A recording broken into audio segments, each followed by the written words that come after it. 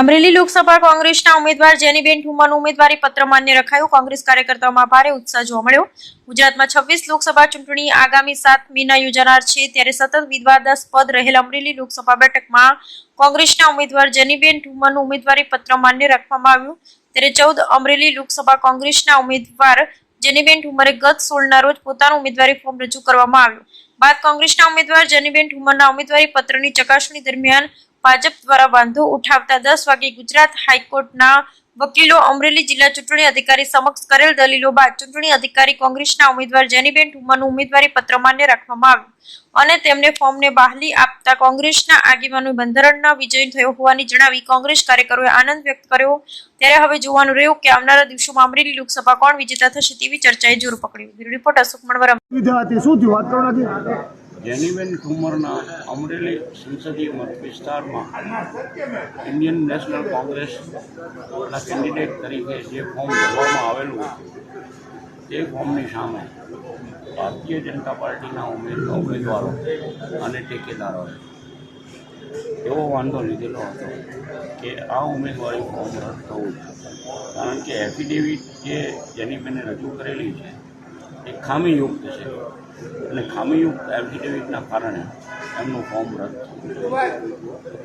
જેમાં ગઈકાલે ચકાસણી દરમિયાન એમણે જે લેખિત વાંધાઓ રજૂ કરેલા હતા એ વાંધાઓને અસહમતિ બતાવવા અને રિબટલ માટે જેનીબેન ઠુમર વતી એક એપ્લિકેશન સમય માંગવાની કરવામાં આવેલી.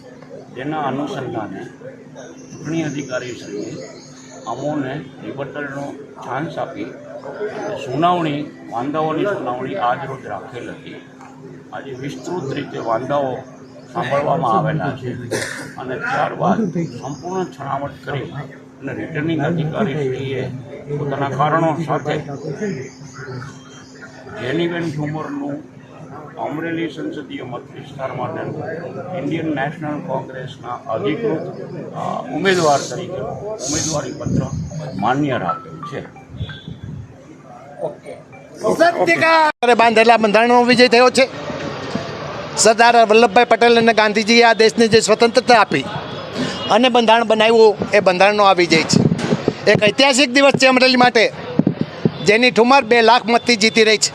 એના હરીફ ઉમેદવાર અમે વાંધો લેવા માગતા નથી, વાંધો મેં લીધો પણ નહોતો અને છતાં પણ અમારી સામે વાંધો લીધો જ મેં આજે કલેક્ટરને રજૂ કર્યો છે કે જેને પોતાનું જીન બરોડા બેંકે 8 કરોડ રૂપિયામાં હરાજી કરી અને કલેક્ટર મારફત એને માત્ર 4 કરોડમાં સેટલમેન્ટ કરી નાખવામાં આવ્યું. જે માણસ હજી ચૂંટાયો નથી એ અમરેલી જિલ્લાના અને ભારત દેશના 4 કરોડો જો છુપાવી શકતો હોય તો જેનીબેન માટે એક સામાન્ય ભૂલ અને ફોર્મ રદ કરવા નીકળી પડે છે.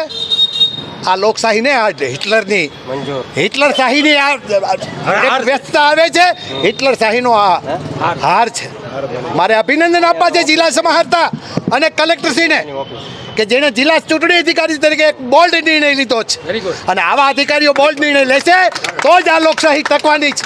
એ ટકવા માટે હું બધા જ કામ કરતા અધિકારીઓ, નાના મોટા કર્મચારીઓનો ખૂબ આભાર માનું છું કે તમે આજે ચૂંટણીના એક બંધારણીય ઉમેદવાર તરીકે જેનીબેનને હાઈકોર્ટમાંથી વકીલો લાવવામાં આવે, સતત એની ભારતીય જનતા પાર્ટીની હેડ ઓફિસમાંથી પત્રોથી એની ઉપર આચારસંહિતાના ગુના દાખલ કરવામાં આવે. અમે શું કોઈ દાઉદ ગેંગને માણસો છીએ? અમે તો અમરેલી જિલ્લાના ખેડૂતના દીકરા છીએ. અમરેલી જિલ્લા માટે જરૂર કરીએ છીએ. હું તો અમરેલી નહીં પણ હિન્દુસ્તાનના ખેડૂતો માટે, સામાન્ય લોકો માટે, ગરીબ માણસો માટે, તમામ સમાજ માટે લડનારો વ્યક્તિ છું. અમે કોઈ લોભમાં આવતા નથી. લોભમાં આજે જે પરિસ્થિતિ થઈ રહી છે અને વાતો કરે છે કેસરિયા કરી રહ્યા છે, એ કેસરિયા કરતા નથી, પોતાની માને વેચી રહ્યા છે. કેસરીઓ તો મારે કેવો છે કે આ દેશના રજપૂતો આજે કેસરીઓ કરી રહ્યા છે કે જેમની બેન દીકરી સામે જે વાતો કરવામાં આવી એને કેસરીઓ કહેવાય. વેચારનારા લોકો કેસરીઓ કરે છે. આ દેશની લોકશાહી છે. હિન્દુ ધર્મની રક્ષા કરવા માટે રામ ભગવાન અને હનુમાન દાદો આજે અમારી આવ્યો છે. હનુમાન દાદાની હડફેટે ચડનાર આ દેશનો વડાપ્રધાન હશે તો પણ ગદા સામે ટકી શકવાના નથી અને એનો ઉમેદવાર પણ ટકી શકવાનો અભયનો ઉમેદવાર આવ્યો છે. હજી પોતે ચૂંટણી લડવા આવ્યો ત્યારે 4 કરોડ રૂપિયાનું જો કૌભાંડ કરી શકતો હોય, લેખિત કૌભાંડ કરી શકતો હોય ત્યારે એ અમરેલી જિલ્લાનું શું કરવાનો છે? જેની બેન ચૂંટાશે તો અમરેલી જિલ્લાને વિકાસની પ્રક્રિયામાં લઈ જવાના છે. અમરેલીને મહુવાને ધમધમતું કરવું જ, અમરેલીને ગારિયાધારને ધમધમતું કરવું જ, અમરેલીના તમામ વિસ્તારને ધમધમતા કરી અને અમરેલીનો વિકાસ શું છે એ ડૉક્ટર જીવરાજ મહેતાના સપનાનો વિકાસ હવે અમારે અમરેલીની જમીન ઉપર ઉતારવો છે. અને ત્યારે અમારું ઉમેદવારી પત્ર બેનશ્રીનું રજૂ થયું છે અને માન્ય થયું છે. હું પ્રેસ મીડિયાના મિત્રોને કહું છું કે તમે ખૂબ સહકાર આપ્યો છે અને હજુ પણ તમારો પ્રેસ મીડિયાનો સહકાર સાથે અમરેલી જિલ્લામાં ભારતીય જનતા પાર્ટીના અપાર ઉમેદવાર મટન રાજના ઉમેદવારને ઘર ભેગો કરવા માટે બધા આગળ આવો એવી લાગણી વ્યક્ત કરું છું.